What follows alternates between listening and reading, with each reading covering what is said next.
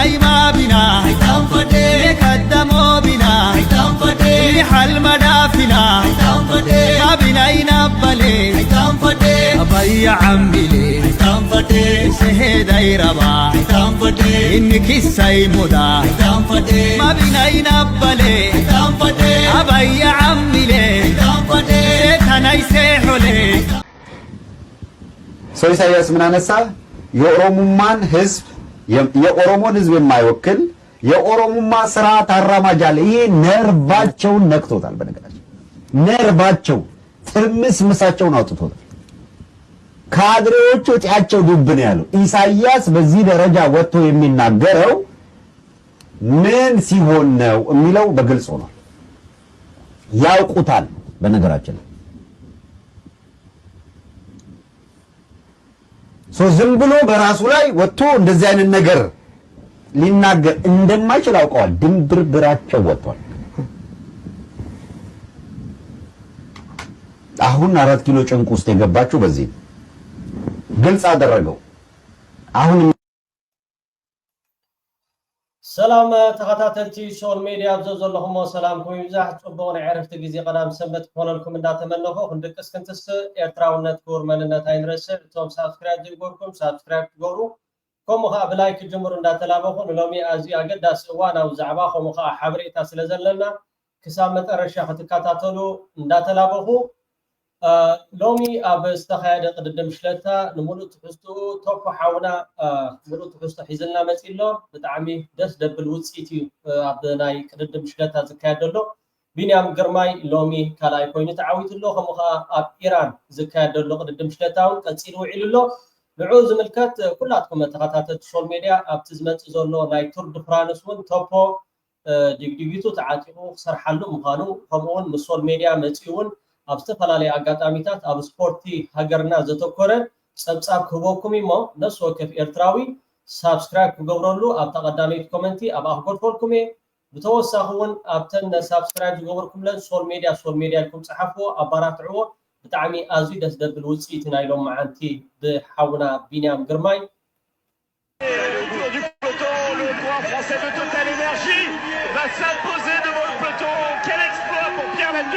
Vainqueur ici de cette première étape. Binyam Girmay, deuxième, devant Paul Penouet, troisième. أفرنسا استخيد قدامي مدرخ مبل 5 عمت بوكلس دي لاماينة إيرترا وتقدامي بينيام جرماي نعباي جوجل بقصبتها وردرتيعو كالعي درجة حيزو وردرو فتسيموم أبزي بعلم لخاوم حبر كردم بشكلتا نايكلتو برو ملك عزلو وردر تقلادمتي أب قدامي مدرخ 266 كيلومتر يمشفينام أب ساعات 4 كلتن نتبح مشتن نارقص قدما بسلسة ساعات 54 دقيقة سلسة كالإيتين ودي أمام أبز مدرخ أبستفر علي رحقتات استدالو ناينت بماليا أمو سار زحقزو كتصبتا وردرات نيروميم يخون مبركاب دارقام فلام نايت وردر هاديموم زوعلو 4 تقلدمتو كوستو بمخالوم كمبين نزركبوم نتا كبرت ماليا نمو سار زكالسو تقلدمتي زخون نت بكرخبو أي كالون اتزيادا زنبرا نايمو داتا قصبتا وردروني تصبيم بمنبارو نزوم تقلدمتن مركاب بوزو حالكي أي ترائين اتوردر لعلي 100 كيلومتر مستلعلو جن عبيت تقردمت زحقفا قنطاتات كاب عرفتن تبرابيرن نتلع ل3 دقائق بس يحزنا برفللي كتصببو ترائين زوم هاديموم زوعلو تقردمتي لعلي 125 كيلومتر كخدوس لزي تفقدلهم ابحق في عباي جوجله توحطهم يخون مبر ناي مودعتا 10 كيلومتر اتوردر حصر تعاقب زبزحو بمنبارو تقردمتي زتفلاليه ناي مملاق فتنتات ككايدو حجزوميو انتر مارشت تركبن قنطاتات نتوم بحاده متقعتي ابرس متقعتي زفصمو زنبرو تقدادمتي كسب 5 كيلومتر زترف كترنفوم تراينين بيني زركبهم قلطفات تقدادمت دما وحسبوتا نمحاس كتماموتو جمرو صوتا بحيال كتصبتا وردر كودا مخانو دارغا رغص كونه صرغيا 1200 متر كترفقلو زحدمه تقداداماي توتال انرجي بيرلاتوخ جن نناي تطنقق غزي زوم تقدادمت مزميزو بحيال فتنت ابز خدلو 3 كاليت غاب غيرو يموداتا حنصاصر رغيصوم عباي جوجله تطرنيفا ابز غبرتو قصبتا وردر جن اتنزقل طفا دناغو ناي ايرتراوي بينيام جرماي نيرن بيني نزوم تقدمتي بمولو بشكلتا قديمومي ناي موداتا حنصاصر رغيصو ኣብዚ መድረኽ እዚ ፈረንሳዊ ተቀዳዳማይ ንዓባይ ጉጅለ ኣብ መወዳእታ 1.2 ኪሎ ሜትር እንተዘየዘንጋዓ ነይሩ ቢኒ ናይዚ ዓመት ናይ መጀመርያ ቀዳማይ ደረጃ ዝሓዘላ መዓልቲ ምፀንበለ ነይሩ እቲ ተቀዳዳማይ ድሕሪ ምውዳእ ናይቲ ውድድር እውን ንኸም ቢንያም ግርማይ ዝኣመሰሉ ተቀዳደምቲ ኣብታ ዝዳለውላ ሰዓት ንምዝንጋዕ ኢሉ ነዚ ታክቲክ ከም ዝተጠቕመሉ እዩ ገሊፆም ኢንተርማርሸ ትርከበን ጋንታታት ኣብ መወዳእታ ናይቲ ውድድር ንዝፍጠር ዝነበረ ተደጋጋሚ ናይ ምህዳም ፈተነታት ብዝግባእ ክቆፃፀርኦ ከም ዘይከኣለ እዮም ተንተንቲ ናይ ዝዓውዲ ዝገልፁ ቢኒ ግን ናይ ቅፅበታዊ ውድድር ደናጉዕ ሕጂ እውን ኣርኢና ኣሎ ኣብዛ ወርሒ ኣብ 3 ዝተፈላለዩ ውድድራት ካልኣይ ተርታ ብምሓዝ ናብቲ ድምቀት ዘርእየሉ ቱር ደ ፍራንስ እንታይ ዓይነት ብቕዓት ሒዙ ክኣቱ ከም ዝኽእል ኣመስኪሩሎ ቢኒ ኣብዚ መድረኽ ብዝሓዞ ደረጃ ብ20 ነጥቢ ኣብ ሳልሳይ ተርታ ይሒዙ ዘሎ እዚ ውድድር 210 ኪሎ ሜትር ርሕቀት ብዝሽፍን ካልኣይ መድረኽ ክቕፅል ምዃኑ ተፈሊጡሎ እዚ ከምዚ ኢሉ እንከሎ ራብዓይ መድረኽ ዙር ኢራን ሎሚ ኣብ ዝቐፀለሉ 4 ተሳተፍቲ ናይ ዝውድድር ዝኾኑ ኤርትራውያን ተቀዳደምቲ ምስ ቀዳሞት 10 ኮይኖም ውድድሮም ወዲኦም ኣብዚ 195.6 ኪሎ ሜትር ርሕቀት ዝሽፍን ዝነበረ መድረኽ ኣብ መወዳእታ ዝተገብረ ቅፅበታዊ ውድድር ኤርትራዊ ተቀዳዳማይ ሚልክያስ ማእከለ ካልኣይ ተርታ ክሕዝ ከሎ ወዲ ጋንቱ ዩኤል ሃብተኣብ ድማ ራብዓይ ደረጃ ከም ዝሓዘ ተፈሊጡሎ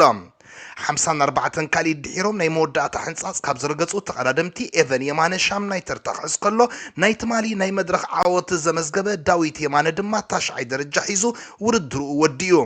ምኩር ኤርትራዊ ተቀዳዳማይ ናትናኤል ብርሃነ ድማ መበል 16 ደረጃ ክሕዝ ክኢልሎ ተቀዳደምቲ ነዚ ኣብ መጀመርያ ኣብ ኣጋ መወዳእታን ዓቐብ ዝነበሮ መድረኽ ኣብ ሰዓት 43.1 ኪሎ ሜትር እናረገፁ እዮም ብ4 ሰዓት 32 ደቂቃ 7 ካልኢትን ወዲኦሞም ኣብዚ መድረኽ ኣብ ዝተፈላለዩ ርሕቀታት ኣብ ዝነበረ ቅፅበታዊ ውድድር ኤርትራዊ ተቀዳዳማይ ሚልክያስ ማእከለ 16 ነጥቢ ብምውህላል ኣብዚ መዳይ እውን ፀብለል ክብል በቂዕሎ ሚልክያስ ብዘይካዚ ንብሉፅ መንእሰይ ተቀዳዳማይ ኣብ ዝግበር ዘሎ ቅልስ ነታ ወዲዋን ኣብዚ መድረኽ ዝኣተወ ማልያ ካብ ዝባኑ ኣየውረዳን ዩኤል ሃብተኣብ ድማ 19 ካልኢ ድሒሩ ካልኣይ ኮይኑ ይስዕበሎም ናይ ግዜ ብጫ ማልያ ኣብዚ መድረኽ ኢራናዊ ተቀዳዳማይ ሰይድ ሳፋርዳዛ ካብ ኤርትራዊ ተቀዳዳማይ ዳዊት የማነ ተቐቢሉሎም ሚልክያስ ማእከለ ግን 11 ካልኢ ጥራይ ድሒሩ ኣብ ኣሰሩሎም ኣብ ናይ ጋንታ ውድድር ዝመፀ ለውጢ የለን ብኤርትራውያን ተቀዳደምቲ ትቕለስ ዘላ ባይክ ኤድያ መሪሕነት ሒዛ ዘላ ዙር ኢራን ፅባሕ ብዝካየድ 50 ናይ መወዳእታን መድረኽ እዩ መጋረጅኡ ክዓፁ ኣብዚ መድረኽ ብፍላይ ኤርትራዊ ተቀዳዳማይ ሚልክያስ ማእከለ ነታ ድሮ ወዲዋ ዘሎ ናይ ብሉፅ መንእሰይ ተቀዳዳማይ ዓቂቡ ንናይ ግዜ ማልያ እውን ንምውሳድ ተነፂፉ ንዘሎ ናይ 11 ካልኢ ድጋ ክመልስ ሓያል ጥምጥል ከካየድ እዮም ሻምፒዮን ክለባት ጽቡቅ ዕድል ሚልክያስ ሓውና ብጣዕሚ ደስ ደብል ኣቀራርባ ጋዜጠኛ ቶፖ ኩላትኩም ተኸታተልቲ ሶል ሚድያ ንቱር ዲ ፍራንስ ጽቡቅ ፀብጻብ ተዳሊና ስለ ዘለና ምስ ቶፖ ጋዜጠኛ ነሱ ወከፍ ሳብስክራይብ ንትገብር ከምኡ ናብታ ኮመንት እውን ሶሎ ሚድያ ኢልኩም ጽሓፍሉ ኣጆና ንበርትዕ ንኸም በዓል እዚኣቶም ጋዜጠኛታት ከምኡ ነቲ ኣዝዩ ኣገዳሲ ዝኾነ ርጡብ ዝኾነ ሓበሬታ መታን ንኽህቡና ነፍስ ወከፍ ኤርትራዊ ክከታተሉ ክበራትዑ ሞራል ክህቡ ከዓ በዚ ጋጣሚ ፃውዒትና ነቕርብ ሚልክያስ ሓውና ብጣዕሚ ካብቶም ተስፋ ተነቢሩሉ ዘሎ ዋላ ኣብ ምልከት ቋንቋ እንግሊሽ እውን ረኣይዎ ደስ ደብል መንእሰይ ረኣይዎ for being the first person to cross the finish line. What is your idea? What was your idea about the way, about the road, about the tour of first stage? እዚ ንመጀመርታ ግዜ ኣብ ከምዚ ዓይነት ውድድራት ዝሳተፍ ዘሎ ብዕድመ ካብቶም ዝነኣሱ ኮይኑ ሚልክያስ ኣብ ቅፅበታዊ ውድድር እውን ካብቶም ብሉፃት ናይ ቮላቲስታ ኮይኑ ኣሰር በዓል ቢንያም ተኪኡ ኣብ ዝተፈላለየ ኣጋጣሚታቱን ክንፅበዮ ኢና ፅቡቅ ዓወት ኢኻ ዘጓናፀፍ ዘሎ ኣብ ኢራን እቲ ምልከት ቋንቋ ናይ እንግሊሽ እውን ረኣይዎ Please announce your idea. First, thanks God for giving me this victory. So I'm so really happy, and it was really a good race. And I want to say thanks to my teammates and all my staff. They gave me a good lead out and gave me a good support. So I want to say thanks to them. Especially at the last, Leo gave me a good lead out, and before him. David and Lese also gave me a good support, so that's why بتعامل دس دبل نفوع ميلكياس حاولنا خاب زنايت صباح وددر I hope عوض كتبانات بزقات عمي سناي منيتنا نقلت بمقصال كلاتكم تحتات السوشيال ميديا نزي أقدس حبريتا ناكل الخبات عشر كتبونا تلابوه حبريتا أبزي سلسة معلتي كاب إيرترا تبقيسو مالتيو بناي دوباي كمون بستفلالي أقاتاميتات ترانزيت ناب إثيوبيا زاتو زلو إيرتراوان كاب إيرترا زتوبقوسو مالتيو كم زتومرسو كاب إيربورت خمولسو خمزلو ميقبر كمزلو كانون لعل عسرا سبات زخونو بحقاوي مسرت ناب إثيوبيا زاتو باسبورتو منتيلوم أب غوترا زبهاد بوتا أب إثيوبيا وادي سابا خوين مالتيو 4000 كفول እንዳተባለ ኣብ ልዕሊ ኤርትራውያን ዝወርድ ደሎ ኢሰብኣዊ ዘይሕጋዊ ነገራት ብኣጉ ደው ክብል ክኽእል ኣለዎ ከምዚ ኣብ ስእሊ ትሪእዎ ዘለኹም ኣብ ኤርትራ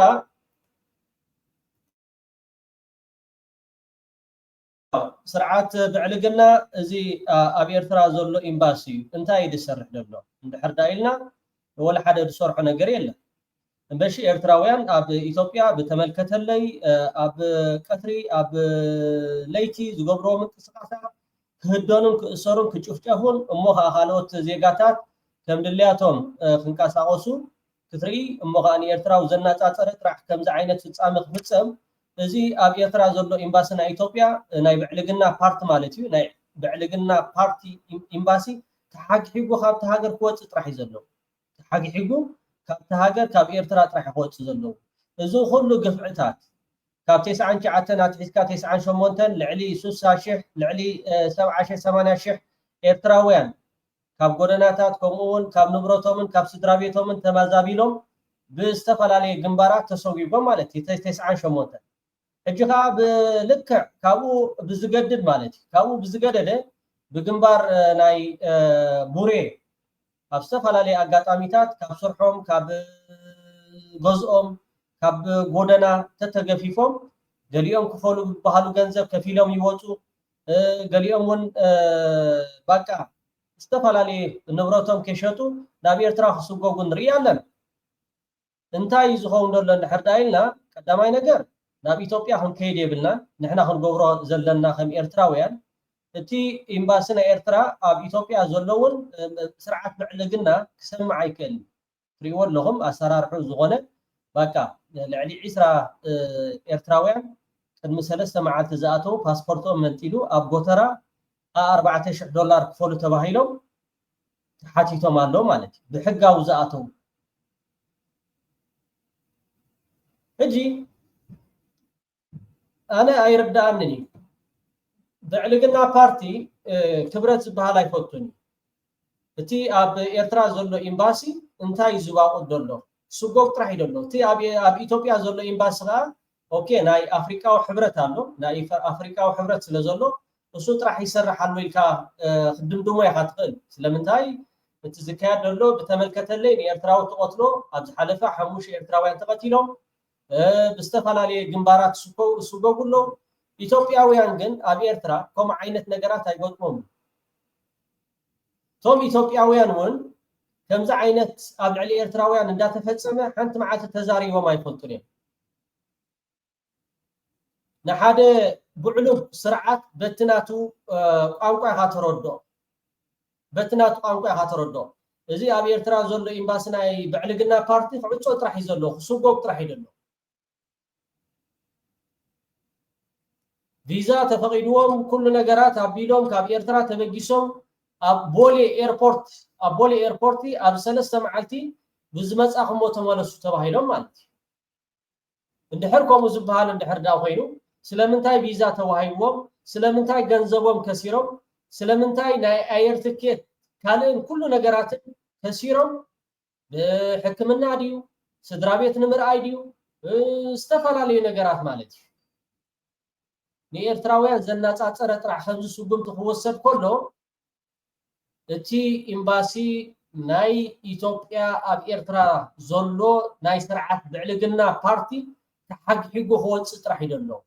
ከምኡ ዝብል ርእይቶ ውልቃዊ ናይ ሶል ሚድያ ርእይቶ ኣለኒ ንስኻትኩም ከም ኤርትራውያን እንታይ ትብሉ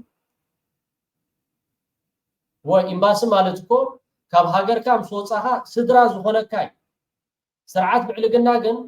ክብረት ዘይብሉ ኣብ ልዕሊ ኤምባሲና ኤርትራውን ዝገብሮ ዘሎ እቲ ናይ ሕግ ናይ ዓለም ማለት ንዑ ረጊጹ ኣብ ልዕሊ ኤርትራውያን ዘናጻጸረ ጥራሕ ይሰብኣዊ ተግባራት ይፍጽማሉ ንሕና ኤርትራውያን ከዓ ናብ ኢትዮጵያ ተዘይገሽና ናብ ኢትዮጵያ ተዘይከድና ተመራጺ ይኸውን ቀዳምነት ጉድለት ኣባና ይደሎ ጉድለት ከዓ እንታይ እዩ ምሒር ስኡልካ ብሽቅጥና ክትብሎ ትኽእል ኢኻ ማለት ናብ ኢትዮጵያ ዝኸይድ የብልናን ከምኡውን ዝኾነ ነገራት ኣጋጣሚታት እውን እንድሕርዳ ተኸሲቱ ሓላፍነት ባዕልኻትኩም ጥራሕኩም ክትወስድሉ ዘለኩም ስርዓት ብዕልግና ምስ መንግስቲ ኤርትራ ከም ትሪኦ ዘለኹም ተባቲኹ እዩ ተባቲኹ ጥራሕ ዘይኮነ እውን ናብ ኩናት ወሮ ኩናት እዩ ዝጉስጉስ ዘሎ ሎሚ ዝወፀ እውን ፀብፀብ ኣሎ እተን ማሕበራዊ ሚድያታት ናይ ኢትዮጵያ ኣብዚ ኸሪአኩም ሎሚ ዝወፀ ሓበሬታ ኣሎ ኣብዚ ከተንብብዎ ትኽእሉ ኢኹም ፅቡቅ እዚ ኢንተርናሽናል ኢንስቲትዩት ኦፍ ፎር ሚድያ ዘውፅሎም ሓበሬታ 95 ሚእታዊት ማሕበራዊ ሚድያ ናይ ኢትዮጵያ ጎስጓስ ኩናት እየን ዝገብራ ዘለዋ 95% ናይ ኢትዮጵያ ሚድያ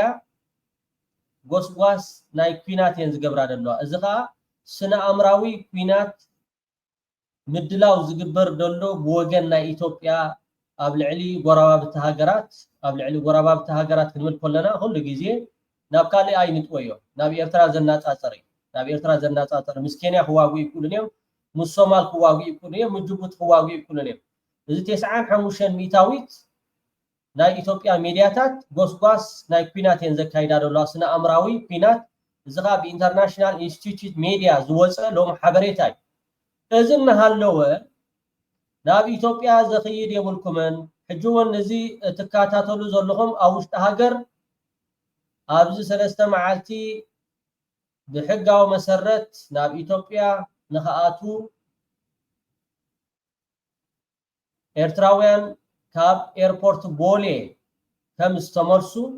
ዝኣተው ሰባት እውን ፓስፖርቶም ተመንጢሎም $4,000 ክፈሉ እንዳተባሃሉ ኣብ ጎተራ ተታሒዞም ከም ዘለዉ ንሕብረኩም ኖ ደሓን ዝወለደት ትውለድ ኢልኩም ካብ ኤርትራ ትብገሱ ሰባት እንድሕርዳ ሃልይኹም ኮይንኩም እቲ ሓላፍነት ባዕልኻትኩም ጥራሕኩም ክትወስድሉ ዘለኩም ንሕና ንነግር ካብኡ ሓሊፍና ግን ወላ ሓደ ንብሎ ነገር የለን እቲ ናይ ኤምባሲ ናይ ኢትዮጵያ ኣብ ኤርትራ ዘሎ ከዓ ነቲ ሕብረተሰብ ናይ ኤርትራ ግዳይ ተዘይገበሮ ተመራፂ ይኸውን እንድሕር ቪዛ ኩሉ ነገር ሕጋዊ ነገር ኣማሊኦም ኣብ ዝኸዱሉ እዋንን ሰዓትን ንምንታይ ኣብ ልዕሊ ኤርትራውያን ዘናጻጽረ ከምዚ ይግበር ኣሎ ተዘይኮነ ቪዛ ክትህቦም የብልኩምን ከተፍቅዱሎም የብልኩምን ቪዛ ሓቲትካ ሂብካዮም ከተበቅዕ ከም ኤምባሲ ኣብ ቦሊ ኤርፖርት ከዓ ንኤርትራውያን ዝወርዶም ዘሎ ሞ እንታይ ዝኸውን ዘሎ እዚ ጉዳይ እንድሕር ዳኢልና እቲ ኣብ ኤርትራ ዘሎ ኤምባሲ ተሓጊሒጉ ክወፅእ ጥራሕ እዩ ዘሎ ምድግጋም ዘረባ ከይከውን እዚ ናብ ኩሉ ክባፃሕ ሸርበልዎ ናብቲ ዝቕፅል መደብ ናብኡ ከብለኩም ሰው ኢሳያስ ምን አነሳ የኦሮሞማን ህዝብ የኦሮሞን ህዝብ የማይወክል የኦሮሞማ ስርዓት አራማጅ አለ ይሄ ነርቫቸውን ነክቶታል በነገራችን ነርቫቸው ትርምስምሳቸውን አውጥቶታል ካድሬዎቹ እጢያቸው ዱብ ነው ያለው ኢሳያስ በዚህ ደረጃ ወጥቶ የሚናገረው ምን ሲሆን ነው የሚለው በግልጽ ሆኗል ያውቁታል በነገራችን ሀብታሙ ጽቡቅ ገሪ ገሊጽዎ ደሎ ተሰማ አቤት ሕማ አቤት ሓጉማ ኣብታት ሕማ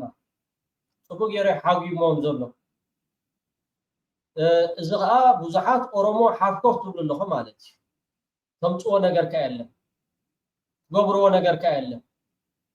ኤሬቻ በዓል ዲ ዋላ ገለ ኣብ ቀይሕ ባሕር ከነጉዕሎ ኢና ክበሃል ከሎ ሱልኩም ኢኹም ሰሚዕኩም ስለዚ ሕጂ እንታይ ዝሕመኩም ኤሬቻ በዓል ኣብ ቀይሕ ባሕር ኢና ከነጉዕሎ ንዓመታ ዶ ገለ ይበሃል ዶ ይነበረ ሕጂ እንታይ ዝሕመካ ኦሮሞማ ተበለ ዋላ ገለ ተበለ ፕሬዝደንት ኢሳያስ ኣፈወርቂ ሓፍኮፍ ዘብለኩም ዘሎ ኣብታት ሕሞኩም ስለ ዝረኸበኩም እዩ ሃብታሙ ኣያለው ከዓ ዝብላ ደሎ ትክክል እያ ኣብታ ነርቮም ይተንኪፎም ፕሬዝደንት ኢሳያስ ኣፈወርቂ ሕጂ ፀላዕላዕላዕላዕላ ኢላቶም ሓፍኮፍ ዝብሉ ዘለው ትሕሞም ኣላ ይብለኩም ኣሎ ትክክል ኤሬቻ ዳሞ ኣበይኻ ከተብዕሎ ኣብ ቀይሕ ባሕሪ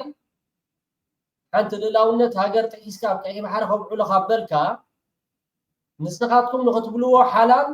ፕሬዝደንት ኢሳያስ ኣፈወርቂ ንኽብሎ ከዓ ሓራም ዝኾነሉ ምክንያት የለን ናይ ኩላትና ቃል ለዚ ዛሃብታሙ ኣያሉ ዝብላ ደሎ ብትክክል እዩ ባዕሉን ስታሊን ገብረስላሴ እውን ፅቡቅ ገይሩ ገሊፅልኩም ኣሎ ተስማዓኩም እየ ምክትታልኩም ዕድም ማለት እዩ ሰው ኢሳያስ ምን አነሳ የኦሮሞማን ህዝብ የኦሮሞን ህዝብ የማይወክል የኦሮሞማ ስርዓት አራማጅ አለ ይሄ ነርቫቸውን ነክቶታል በነገራችን ነርቫቸው ትርምስምሳቸውን አውጥቶታል ካድሬዎቹ እጢያቸው ዱብ ነው ያለው ኢሳያስ በዚህ ደረጃ ወጥቶ የሚናገረው ምን ሲሆን ነው የሚለው በግልጽ ነው ያውቁታል በነገራችን ዝም ብሎ በራሱ ላይ ወጥቶ እንደዚህ አይነት ነገር ሊናገር እንደማይችል አውቀዋል ድንብርብራቸው ወጥቷል ብጣዕሚ በዛ ቃል እዚኣ ተን ሜድያታት ናይ ኢትዮጵያ ባቃ ነርቮም ይተንኪፎም ብጣዕሚ ነውፂ ፈጢሩሎም ዘሎ በዛ ፕሬዝደንት ኢሳያስ ኣፈወርቂ ቃል ዝበሎም ዳርጋ ኩላቶም ሓፈጠቅ እዮም ዝብሉ ደለው ፕሬዝደንት ኢሳያስ ኣፈወርቂ ከዓ ዝዛረቦ ድፈልጥ ስለ ዝፈልጥ ሀብታሙ አያለው ከዓ ዝበላ ደሎ ትክክል ያ አሁን 4 ኪሎ ጭንቅ ውስጥ የገባችሁ በዚህ ግልጽ አደረገው አሁን ኦኬ የበዓሉ ጊዜ ኦሮሞማ ብሎ ቋንቋ ተጠቀመ ኦሮሞማ እና ሚዲያው ተከታተልኩኝና ሚዲያው ይሄ የነበረው ኦነግ መግለጫ ወጣ ኦነግ ችግር የለበትም እኮ ኦነግ እኮ የእንትና ኦነግ ፕሬዝዳንት ኢሳያስ ባለፈው የበዓሉ ጊዜ ኦሮሞማ ብሎ ቋንቋ ተጠቀመ ኦሮሞማ እና ሚዲያው ተከታተልኩኝና ሚዲያው ይሄ የነበረው ኦነግ መግለጫ ወጣ ኦነግ ችግር የለበትም እኮ ኦነግ እኮ የእንትና ኦነግ እኮ በአንድ በኩል ተመልካቾች ቲዲኤፍ ደብረ ብርሃን በደረሰ ጊዜ እኮ ኦሮሚያ እንዳይረግጥ ብሎ እኮ መግለጫ ወጥቷል እኮ ታስታውሳላችሁ ይሄ ማን አለ የሚያስታውስ እንግዲህ አዲስ አበባ ለመግባት በአውሮፕላን አይገባም አይደል ኦሮሚያ ነው አዲስ አበባ በኦሮሚያ ስር ነው ያለችው ሸዋ ተብሎ ክልሉ በኦሮሚያ ክልል ውስጥ ነው በህገ መንግስቱ መሰረት መናቆሱ ነው የነበረው ግን አዲስ አበባ ኦሬዲ እየመጣ እየገሰገሰ መሆኑ ሲታወቅ ኦነግ በኦነግ ስም ይወጣ ማን የትኛው ኦነግ እንደሆነ አይታወቅም አዲስ አበባ እንዳይነካ ኦሮሚያ እንዳትነካ ብሎ እንትን አድርጓል እኮ መግለጫ ወጥቷል እኮ ይሄ የአጋስስ ስብስብ ግን ብሔር ብሔረሰብ ላይ ምናምን ብሎ አሰባስቦ ቆላ ተንቤን የገባው ኃይል ለምን ቆላ ተንቤን ገባ ብሎ መግለጫ አላወጣም ያ ኦነግ የተባለው የትኛው ኦነግ መሆኑ ስለማላውቀው ግን በኦነግ ስም መግለጫ ወጥቶ ነበር ያኔ ኦሮሚያ መሬት እንዳትነካ የሚል አሁንም መቼም የኦሮሞ ፖለቲካ ይተረጎማል አይደል እኔ የገረመኝ ትላልቅ ሰዎች ኢሊት የሚባሉ ሰዎች ኦሮሞማ በማለት ብሎ የኦሮሞ ህዝብ ላይ ተሳለቀ ምናምን ያለበት ኢንቴንሽኑ ዋና ኢንቴንሽኑ የትኛው ኦሮሞማ ምንድነው ያለው ቃል በቃል አሁን ኢሳያስ ፕሬዝዳንቱ ጋር ቁጭ ብዬ ይሄን ቋንቋ ነገርኩት ለምሳሌ ኮት ያረኩለት ይሄ ኮት ያረኩት ሚዲያ ላይ ፕሬዝዳንት ኢሳያስ ቁጭ ብሎ የሚያየው ፕሮግራም ነው ይሄ እና ኦነግ መግለጫ ወጣ ይሄ ኦሮሞማ ብለ የተጠቀምከው ቋንቋ እንትን ሆነ ጤናማ አይደለም እና ለፍትህ ታጋዮች ጭምር የሚያስቀይም ነው ለምንድን ነው ይሄን ቋንቋ የተጠቀምከው የነገርኩት ለምሳሌ ጃዋርም የሆነ ሚዲያ ላይ ወጥቶ የሆነ ኮት ተደረጎ ያየሁት እንደዚህ ለምሳሌ የነገርኩት ነው የጠየቁት ጥያቄ ነው እሱ ምንድነው ያለኝ ይሄ ኦሮሞማ the most abused word ነው በብልጽግና መንደር ብልጽግና ይሄ አገዛዝ አቢዩዝ ያደረገው ተርሚኖሎጂ ነው ክቡር ነው ቋንቋው ክቡር ነው ልክ ኤርትራዊነት ትግራዋይነት ምናምን እንደማለት ነው ኦሮሞማ ግን አቢዩዝ አድርጎታል ሂድና ኢንቨስቲጌቲቭ ጆርናሊዝም ቃል በቃል ነው ይሄ ቋንቋ የምትጠቀመው ኢንቨስቲጌቲቭ ጆርናሊዝም ስሩና ጫፍ ኦሮሚያ አካባቢ ሄዳችሁ ገጠር አካባቢ ያለችው ኦሮሞ ጠይቋት ኦሮሞማ ላንቺ ምንድነው ብለህ ጠይቃት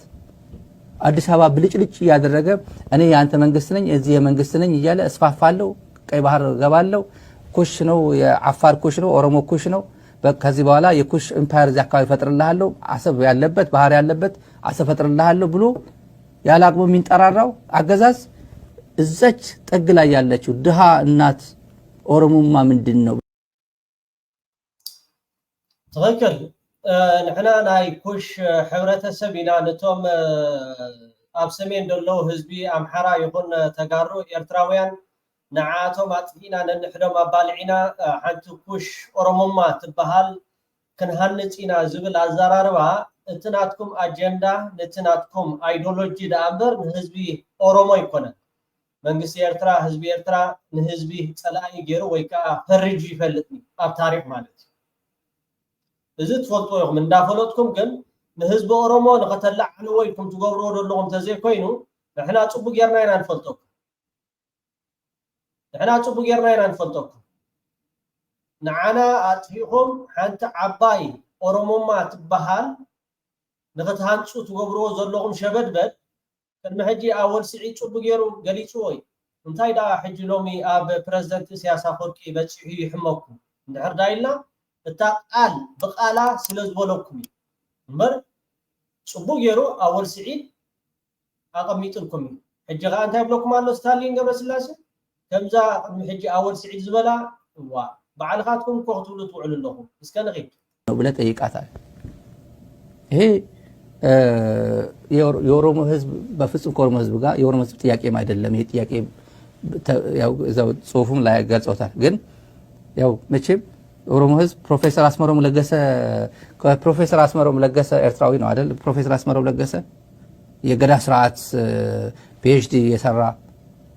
ትልቅ አክብሮት የሰጠው ያው አይደል ምን ትልቅ ክብራል የሰጠው የኦሮሚያ ክልል እነ ለማ መገርሳ በነበረበት ጊዜ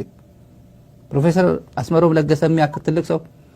ማን ነው የኦሮሞ ታሪክን እንትን የጻፈ የገዳ ሲስተምን ቁጭ ብሎ ተንትኑ ለትውልድ ያስቀመጠ ኤርትራዊ አይደል እንዴ ኦሮሞ እኮ አይደለም ገዳ ስርዓት ያጠና ወይ አማራ ወይ ትግራይ አይደለም እኮ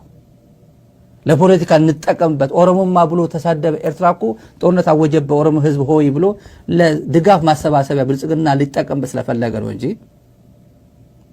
በፍጹም ከተስፋዬ ገብረአብ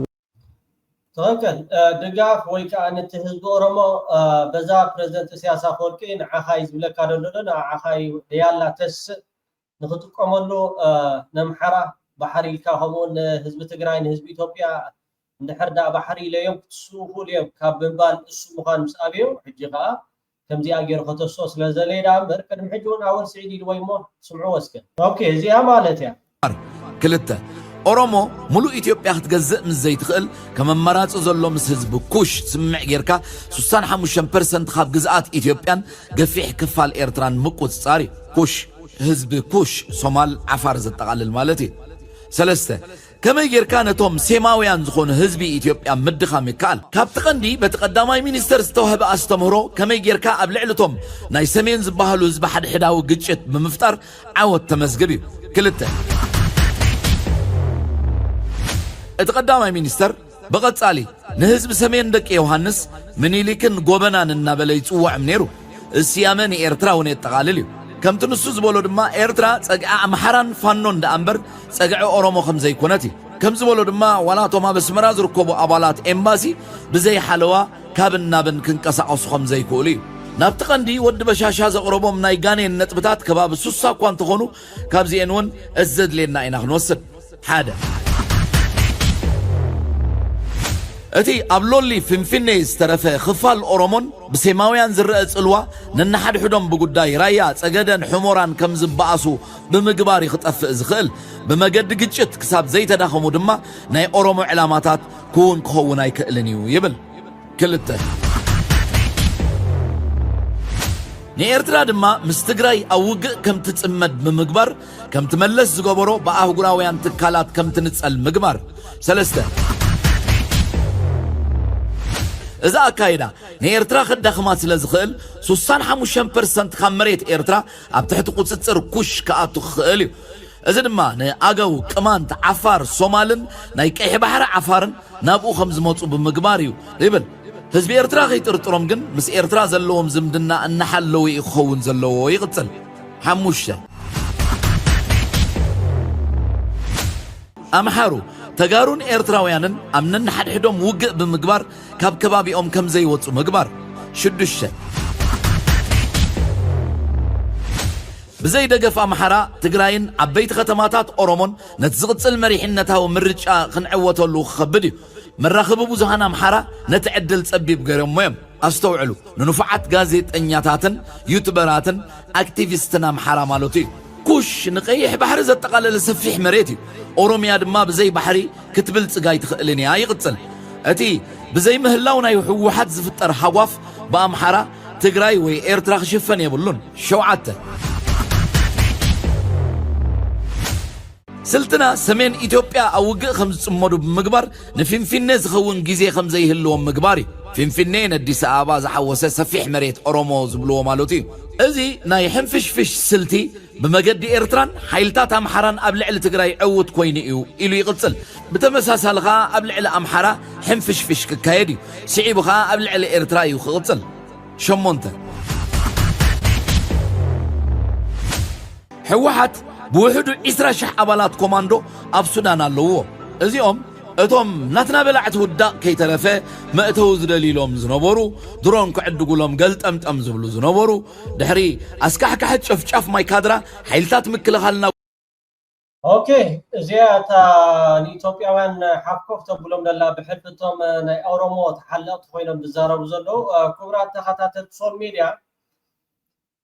ኣብ መጨረሻ ደጊመ ደጋጊመ ናብ ኢትዮጵያ ትገብሮ ጉዕዞ ኤርትራውያን ባዕልኻትኩም ሓላፍነት ክትወስድሉ ተዘይክኢልኩም ወላ ሓደ ኣብ ኢትዮጵያ ኣቲኩም ዘድሕነኩም ሰብ ከምዚ የለ በዚ ጋጣሚ ክንሕብረኩም ንደሊ። ኣብዚ 3 መዓልቲ እውን ሕጂ ክንደግመልኩም ካብ ኤርትራ ተበጊሶም ካብ ቦሌ ኤርፖርቲ ከም ዝተመልሱ እዚ ከዓ $1000 ናይ ኣየር ትኬት ጊዜኻ ኩሉ ነገራት ከፊልካ መፂኻ ከተበቅዕ ካብ ኤርፖርት ክትምለስ ብጣዕሚ ኣዝዩ ድሕዝን እዩ። ብወገን ኤርትራ ከምኡ ተገይሩ ይፈልጥ ኢትዮጵያዊ ኣብ ኤርትራ ከምኡ ጋጢሞ ይፈልጥ። እዞም ፀማማት ግን በትናቶም ቋንቋ ንኸተረድኦም እቲ ኤምባሲ ናይ ኢትዮጵያ ኣብ ኤርትራ ዘሎ ክዕፆ ኣለዎ፣ ክስጎግ ኣለዎ። ክብረትካ ሸይጥካ ዝርከብ ክብረት የለን። ንዜጋታት ኤርትራ ቪዛ እንዳሃበ ካብ ኤርፖርት ቦሌ ዝምለሱ እንድሕርዳ ኮይኖም እዚ ጨወታ እዩ፣ እዚ ላግፂ ስርዓት ምዕልግና ከዓ ተኣሪሙ ዘይእረም ኣካይዱ ከዓ ብዕሉግ ዝኾነ እሞ ከዓ ኣብ ልዕሊ ሰላማውያን ዘናፃፅረ ምስ መንግስቲ በኣሲ ተለዎ ምስ መንግስቲ ኤርትራ ጥራሕ ክውድእ ዝግብኦ፣ ምስ ህግደፍ በኣሲ ተለዎ ምስ ህግደፍ ጥራሕ ክውድእ ዝግብኦ፣ ምስ ሓይልታት ኤርትራ ክገጥም እንድሕርዳ ደልዩ ኣብ በረኻታት እዩ ዝገጥም። ንሰላማውያን ሰባት ዘናፃፀረ ግን እዚ ኢትዮጵያ ትወስዶ ደላ ኣብ ልዕሊ ኤርትራውያን ዝረሳዕናዮ መስለኩም ይኸውን፣ ንሕና ግን ኣይንርስዑን ኢና። ሓዳጋዳ ኣይና እምበር እቲ ዝገበርኩምና ረስዕቲ ይኮና። እስከ ኣብዚ እንታይ ርኢቶን እንታይ ሓሳባትን ኣለኩም ክቡራት ኤርትራውያን? ካብ ውሽጢ ሃገር እዞም ካብ ደገ ወላ ሓደ ከይድኩም ኣይከይድኩም ጉዳይ ኣይኮነን። ካብ ኤርትራ ግን ሓደራኹም ናብ ኢትዮጵያ ብሕጋዊ መሰረት ገንዘብኩም ኣጥፊኡኩም ኣይትኺዱ። ኣብኡ ብዙሕ ነገራት ይዘጋጥም ዘሎ። ዝኣተው $4,000 ክፈሉ ተባሂሎም ፓስፖርቶም ተመቲሎም ከምኡውን ተመሊሶም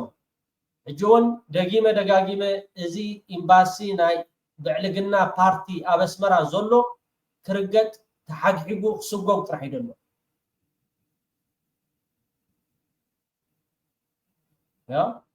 ዜና ክንብል ንደሊ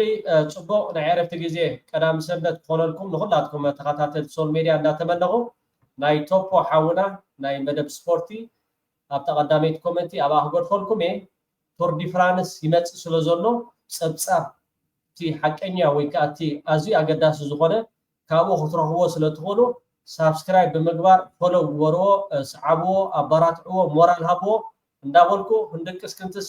ኤርትራውነት ክቡር መንነት አይንረስዕ እንዳቦልኩ ሰሰናይ ወደ ሐምኩ አሞል ገዴ አይታንፈዴ ማቢናይ ማቢና አይታንፈዴ ከደሞ ቢና አይታንፈዴ ሊሐል መዳፊና አይታንፈዴ ማቢናይ ናበሌ አይታንፈዴ አባያ ዓምቢሌ አይታንፈዴ ሰሄድ አይረባ አይታንፈዴ ኢንኪሳይ ሙዳ አይታንፈዴ ማቢናይ